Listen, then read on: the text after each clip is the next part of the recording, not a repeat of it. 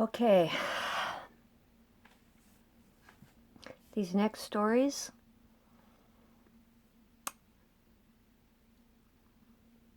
I'm I'm bearing it all.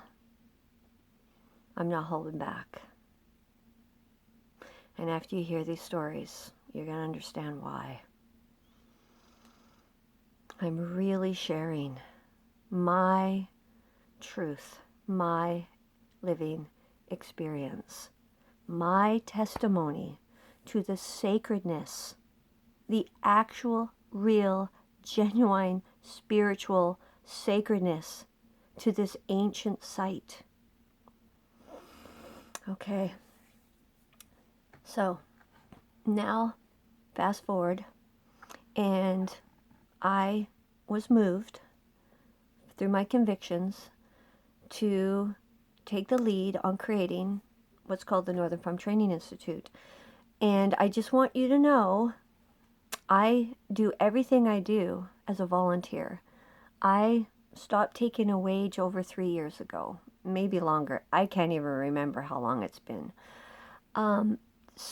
Because of the unbelievable, but now I understand why, refusal to give support to the program by the various departments in the GNWT government. I mean, some have supported me, but at the beginning, it was just monstrous.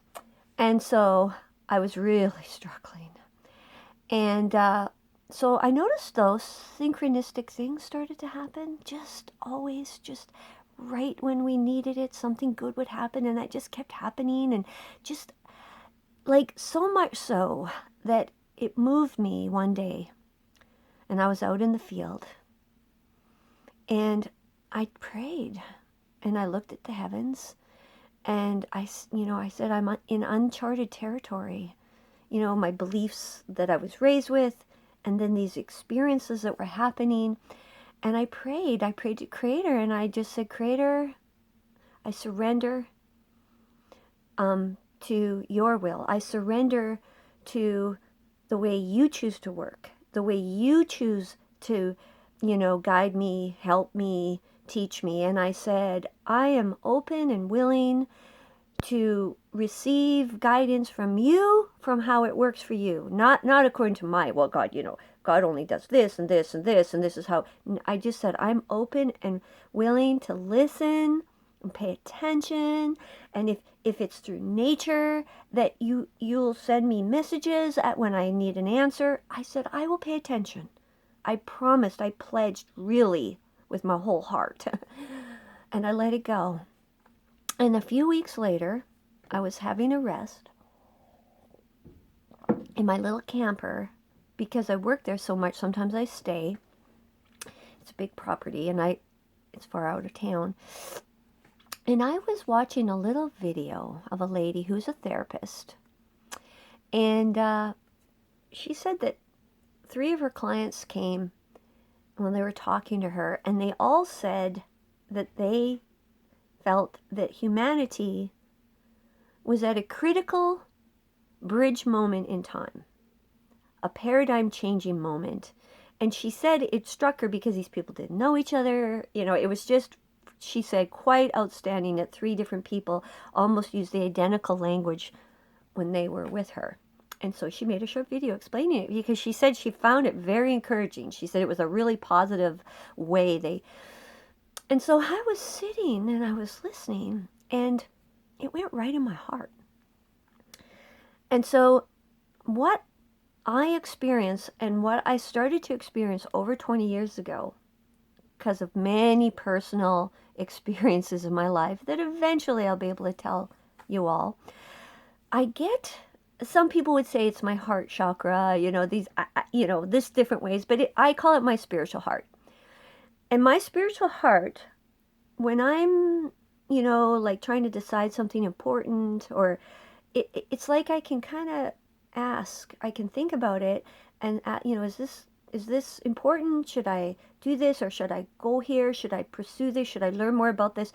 And my heart will give a little pulse of, warmth. It actually feels like warmth, like heat. And so when I was listening to her, it went poo, and it was kind of notable. And I went, oh, and I was sort of there, and I thought, I wonder why my heart did that when she talked about this bridge moment. And as I was thinking about it, it was summer, and the main door was open in my little camper, and the screen door, I began to hear a bird that began to screech, craw, craw, craw, craw, craw, like intense, like that. And I went, oh. I thought, gosh, maybe a bird is tangled in something. And I went outside, and the bird was an eagle, a beautiful, majestic, bald eagle that was perched on a tree right on the bank, like it's actually leaning to fall. Okay, and there was only 3 branches alive at the bottom, and the rest of the tree, it was dead, and even the top of the tree had been broke right off. It was like some kind of spruce or something, so an evergreen.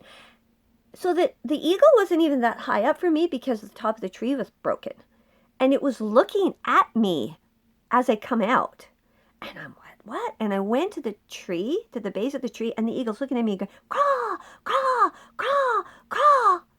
And I'm like, I start getting this tingly sensation over my entire body.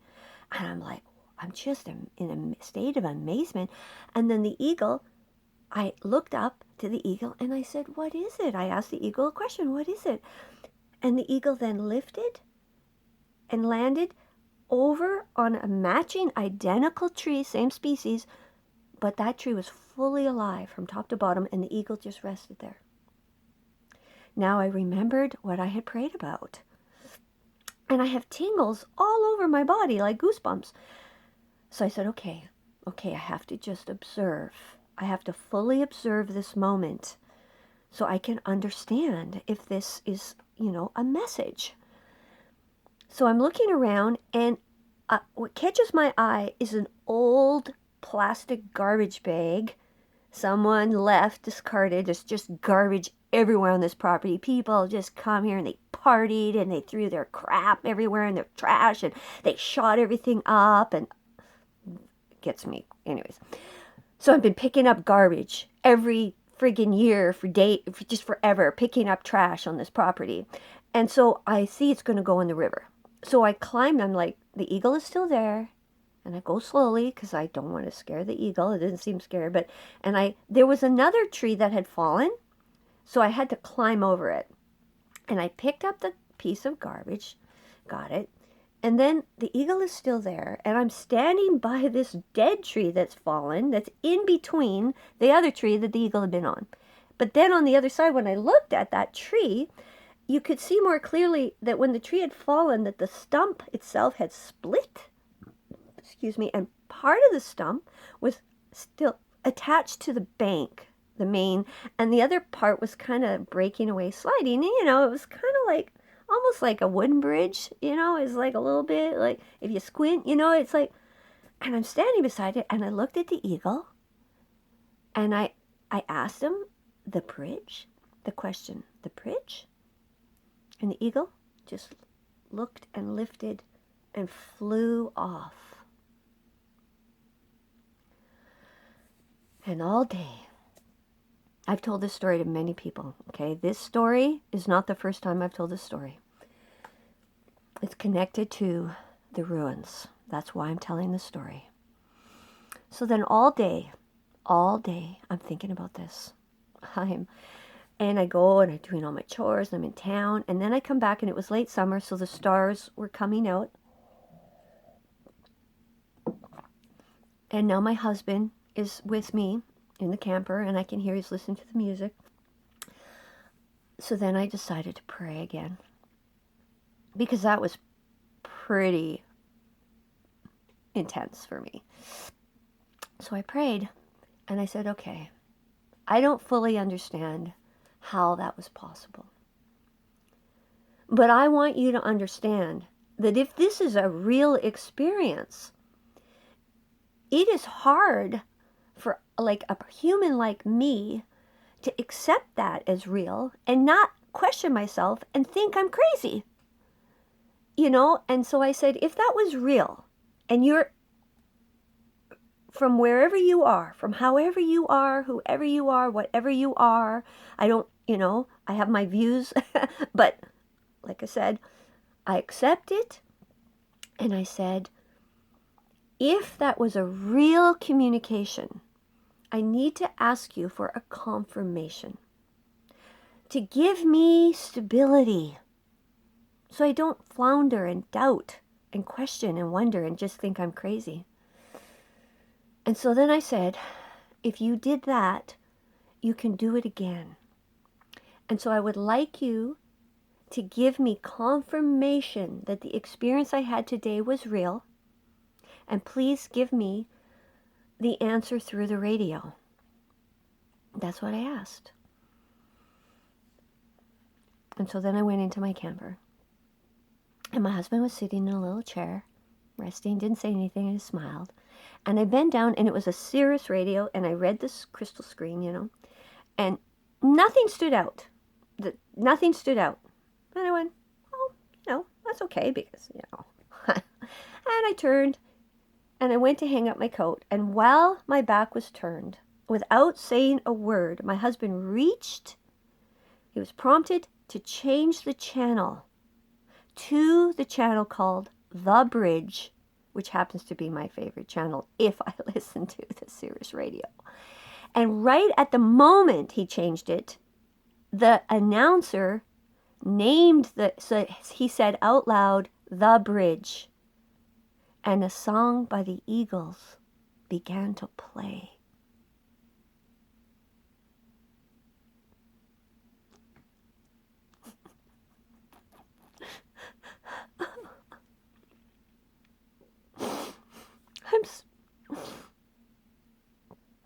Oh.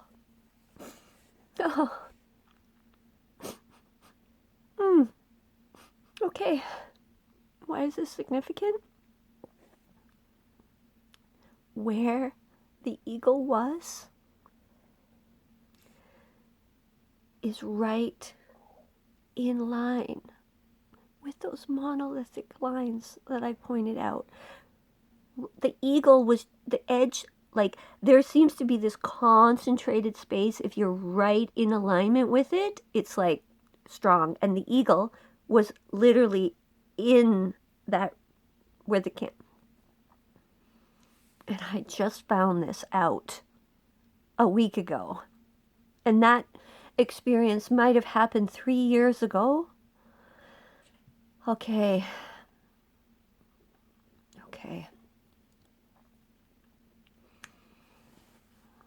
It's real. It's real. So that's story number 2.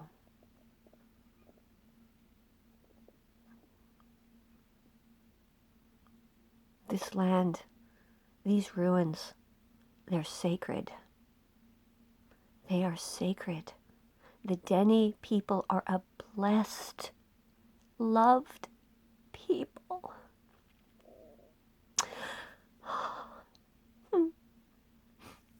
I hope you find that story encouraging at this time. I'll have a little rest, and then I'll tell the other 3 stories.